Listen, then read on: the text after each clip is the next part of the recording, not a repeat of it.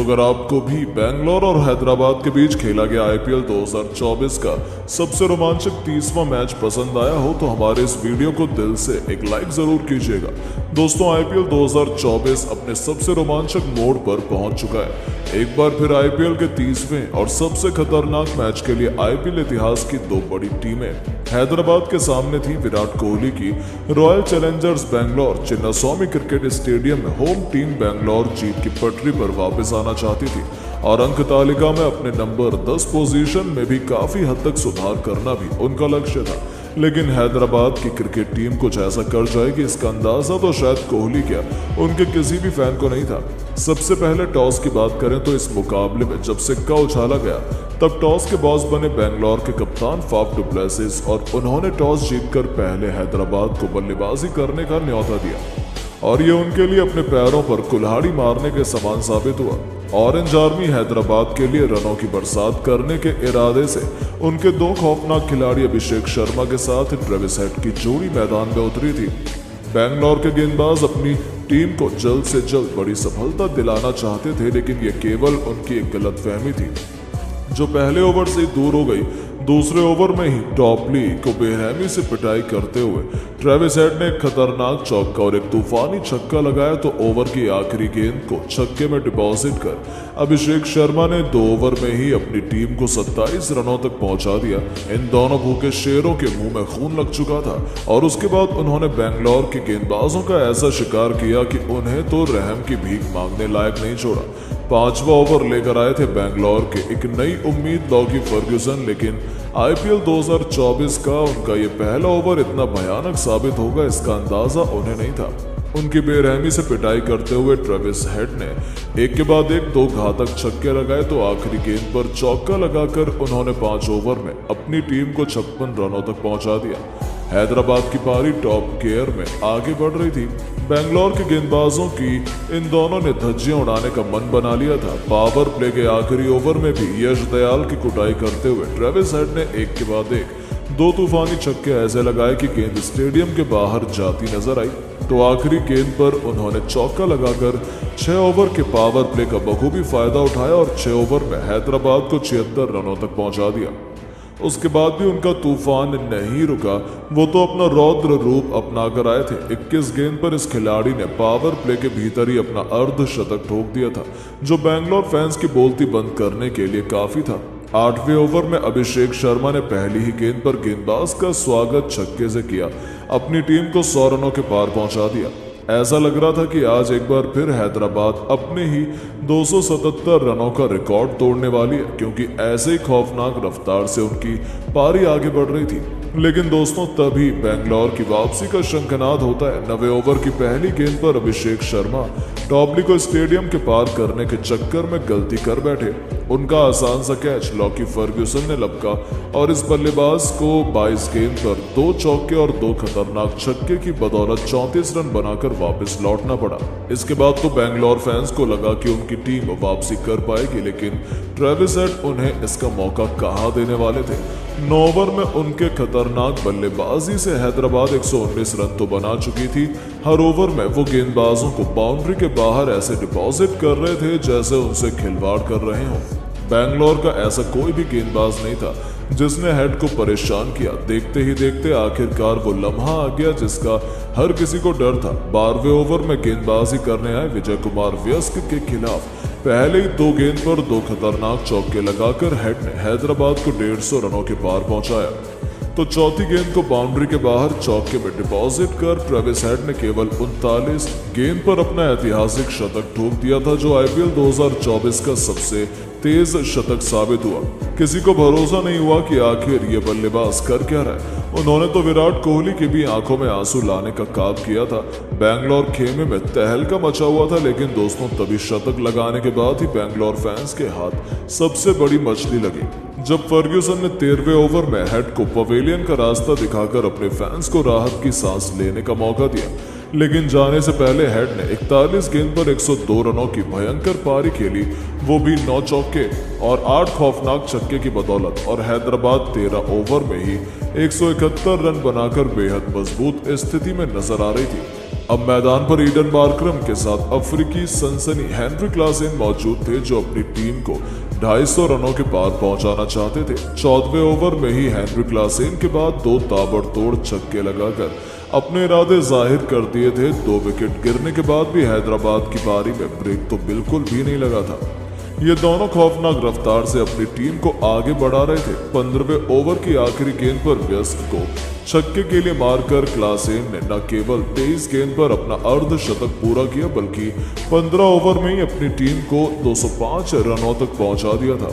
उन्हें देखकर ऐसा लग रहा था यह खिलाड़ी भी अपने बल्ले से इतिहास रचने आया है। हालांकि दोस्तों, उन्हें अपना शतक पूरा करने का मौका नहीं मिला और एक क्वेश्चन ने इस बल्लेबाज का भी शिकार कर लिया। बैंगलोर फैंस को थोड़ी सी खुशियां जरूर दी थी, लेकिन जाने से पहले क्लासेन ने केवल 31 गेंद पर 2 चौके और 7 खौफनाक छक्कों से सजी 67 रनों की बेमिसाल पारी खेली थी। उनके आउट होने के बाद कप्तान एडन मार्करम का साथ निभाने के लिए अब्दुल समद आए थे, लेकिन अब रनों की रफ्तार उतनी अधिक नहीं रह गई थी। आते ही अब्दुल ने भी अपना खाता चौके से खोला और 18 ओवर में हैदराबाद को 241 रनों तक पहुंचा दिया। तो 19वें ओवर में टॉपली को एक के बाद एक 2 चौके के लिए मारकर 18.3 ओवर में हैदराबाद को 250 रनों तक पहुंचा दिया। तो चौथे और 5वीं गेंद पर 2 ऐसे आसमानी छक्के लगाए जिसने तो कोहली के भी होश उड़ा दिए। 19 ओवर में हैदराबाद 266 रन बना चुकी थी। वो अपना ही रिकॉर्ड तोड़ने के बेहद करीब थी। और दोस्तों, आखिरी ओवर में गेंदबाजी करने के लिए विजय कुमार व्यस्क की पहली 2 गेंद पर ही एडन मार्करम ने पहला चौका और फिर एक छक्का लगाकर अपनी 277 के रिकॉर्ड को चकनाचूर कर बैंगलोर के खिलाफ आईपीएल इतिहास का सबसे बड़ा टोटल बना दिया।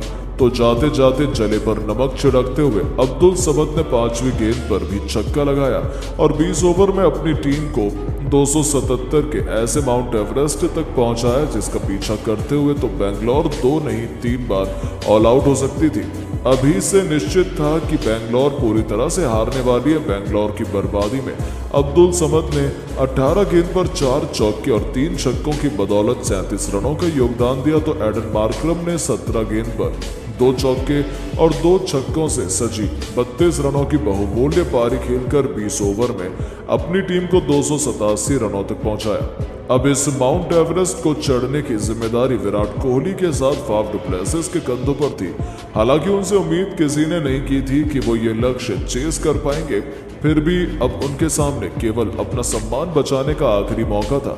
और दोस्तों, बैंगलोर के लिए पारी की शुरुआत करने आए कोहली और डु प्लेसी ने तो अपने बल्ले से गदर मचाना शुरू कर दिया। पहले ओवर में डु प्लेसी और कोहली ने अभिषेक शर्मा को आड़े हाथों लेते हुए एक के बाद एक 2 जबरदस्त चौके लगाए। तो दूसरे ओवर में भुवनेश्वर की पिटाई करते हुए कोहली ने एक चौका और एक जबरदस्त छक्का लगाया। तीसरे ओवर में भी डु प्लेसी ने शहबाज अहमद के खिलाफ 2 तूफानी छक्के और एक बेहतरीन चौके से अपनी टीम को 3 ओवर में 39 रनों तक पहुंचा दिया। चौथे ओवर की शुरुआत भी किंग कोहली ने भुवनेश्वर की पहली गेंद पर चौके के लिए डिपॉजिट करके की। उन्होंने अपनी बुझी हुई उम्मीदों को जिंदा जरूर किया था, लेकिन अभी भी जीत का दिया जल नहीं पाया था, क्योंकि रिक्वायर्ड रन रेट के हिसाब से अभी भी बैंगलोर काफी पीछे चल रही थी। 4 ओवर में बैंगलोर ने 56 रन तो बना लिए थे, वहीं दोनों रॉकेट की रफ्तार से हैदराबाद को चुनौती देने की भरपूर कोशिश कर रहे थे। 5वें ओवर में भी किंग कोहली ने नटराजन को पहले चौका तो आखिरी गेंद पर बाउंड्री के बाहर छक्के के लिए डिपॉजिट कर 5 ओवर में 70 रनों तक पहुंचा दिया। हालांकि 6वें ओवर में दोनों खिलाड़ी मिलकर केवल 9 रन बना पाए। 6 ओवर में पावर प्ले में बैंगलोर ने 79 रन बना लिए थे, जो एक कमाल की बात थी।